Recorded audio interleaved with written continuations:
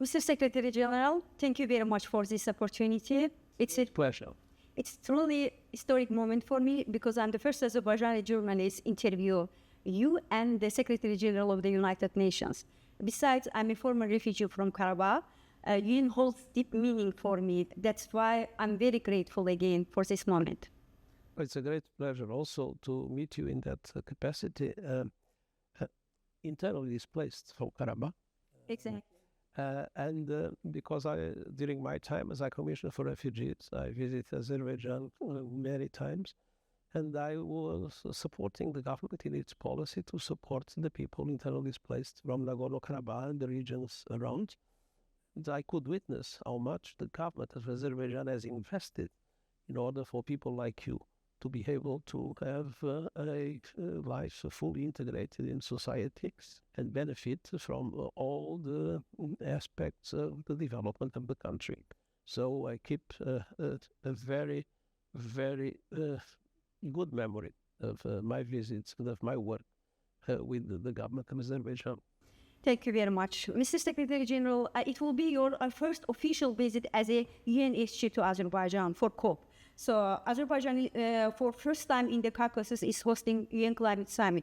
The Azerbaijani government has introduced 14 voluntary initiatives to enhance the summit outcomes, including calls for ceasefire in global conflicts, commitment to reduce methane emissions, and pledges to increase global energy storage. A key proposal is a new climate finance action fund aimed at raising $1 billion from fossil fuel countries to support developing nations. So in a very short time, Azerbaijani government has shown enthusiasm for preparing COP29. This is our observation. What's yours? How do you assess Azerbaijan's preparation for COP? I think the most important thing is the ambition that Azerbaijan, with its initiatives, is able to drive all member states that come for the COP to be a success. And the COP must be a success because climate change is wreaking havoc around the world.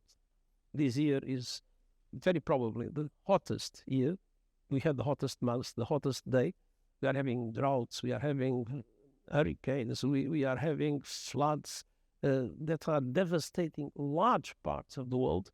And emissions that should be being reduced by 9% per year in order to keep in line with our objective of maintaining temperatures below 1.5 degrees level above pre-industrial levels.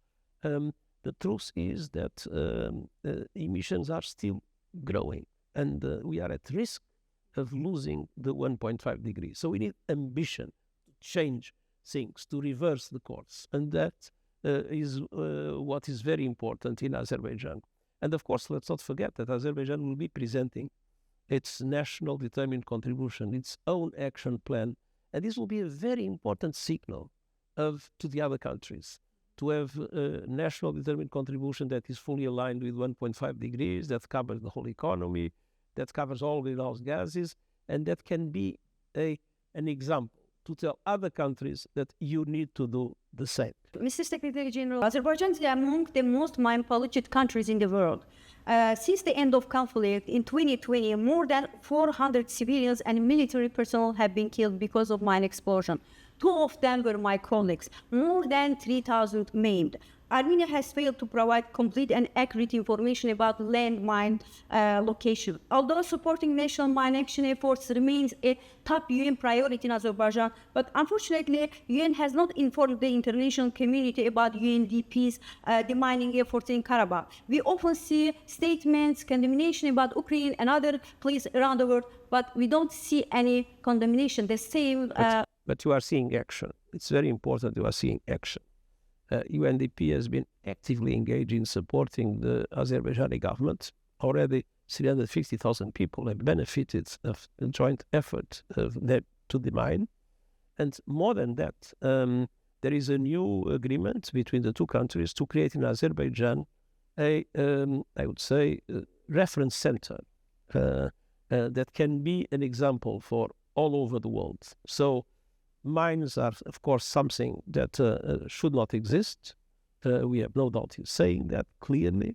But we are fully supporting the government of Azerbaijan in order to allow for areas to be demined, because demination, the end of contamination, is essential for people to go back to their areas of origin and for the development process, for achieving the SDGs, for all the important projects that the government might have to the benefit of its population.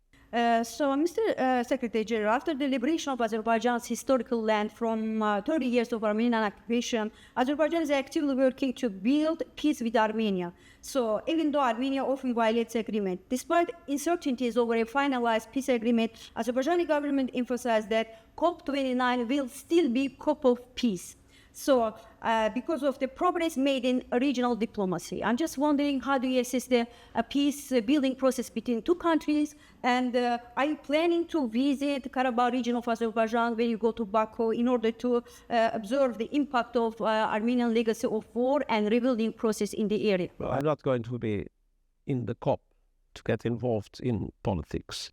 I'm going to the COP in order to support the efforts that must be made for the COP to be a success, which means to achieve a very ambitious finance goal, because that finance goal is what will allow for the trillions to be mobilized in support of developing countries to be able to keep 1.5 degrees alive and to support people in these dramatic circumstances they face with climate change.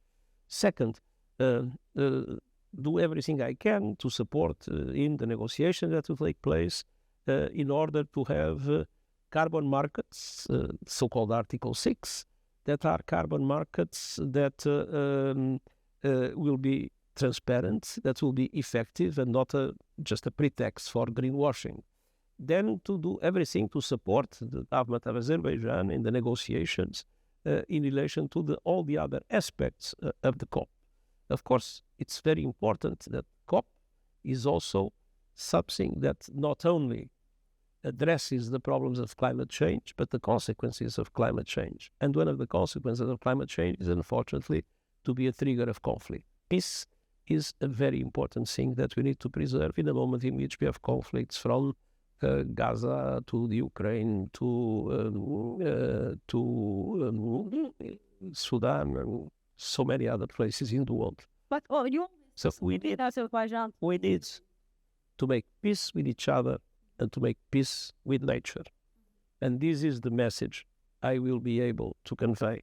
But as I said, I do not intend to get involved in any political discussion. Mr. Secretary-General, Azerbaijan maintains active and effective cooperation with a wide range of UN specialized agencies and bodies. During its 4-year tenure as a non-chair, Azerbaijan led significant effort in the fight against COVID-19 and advanced non-institutional development. Additionally, Azerbaijan ranks among the most dedicated countries in its commitment to achieving SDGs. Following COP29, Azerbaijan will start prepare for 13th World Urban Forum. So how do you assess Azerbaijan's contribution to the UN in general? It's excellent cooperation. It's an excellent contribution. I myself could witness that when I was High Commissioner for Refugees. Our cooperation was absolutely outstanding. And our country team is totally engaged with the government in support of the strategy of development of the country, of sustainable development of the country, and in many other aspects. Azerbaijan has been very active here in the UN and the different bodies of the UN, recently in the Summit of the Future. And so we are, as I said, very happy with the excellent cooperation we enjoy with the government of Azerbaijan. Mr. Secretary-General, your meeting with President Putin at BRICS Summit was criticized by the international community. So lately you expressed your concern about the troops being sent to Russia by Republic of Korea. So it seems the situation is getting worse. And you expressed your also concern, as I said. We know that you are preparing also to go Ukraine to meet Zelensky. Do you have hope for outcomes for peace? I think what is important with this recent escalation that was the presence of the North Korean is to avoid the internationalization of the conflict.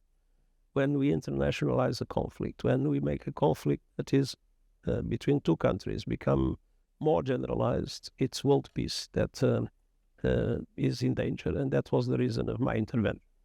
Mr. Secretary-General, enforced disappearance is a problem encountered by thousands in Azerbaijan almost 3 decades. According to Azerbaijani government, more than 4,000 Azerbaijanis still missing because of Armenian aggression. Unfortunately, no concrete steps have been taken within UN clarify the fate of these people. What action should the UN prioritize to address this human crisis? The UN is totally at disposal of governments to find missing people in any place, in anywhere, and for whatever reason. We do not like the situation in which people are missing, the families suffer, so we will do everything we can according to the possibilities of cooperation in this as in any other situation to cooperate in everything that is linked to finding missing people or knowing what has happened. There have been persistent demand UN Security Council reform. What do you think are necessary for the United Nations to operate more effectively? I think the Security Council reflects the world of 1945. The world has changed. 3 of the 5 permanent members of the Security Council are European, with different positions, but European. France, the UK, and the Russian Federation. And the world is today a much bigger world. So we need a Security Council that reflects the world of today and is not paralyzed by geopolitical divisions. And that is the most important reform that the international community requires, as it requires the same kind of reform in the international financial architecture and in other aspects of global governance that were defined after the Second World War, when Azerbaijan at the time was part of the Soviet Union. And today Azerbaijan is there asserting itself in the international arena. And so it's fair that we have a world that reflects the Azerbaijanis of this world that were not there when global governance was established.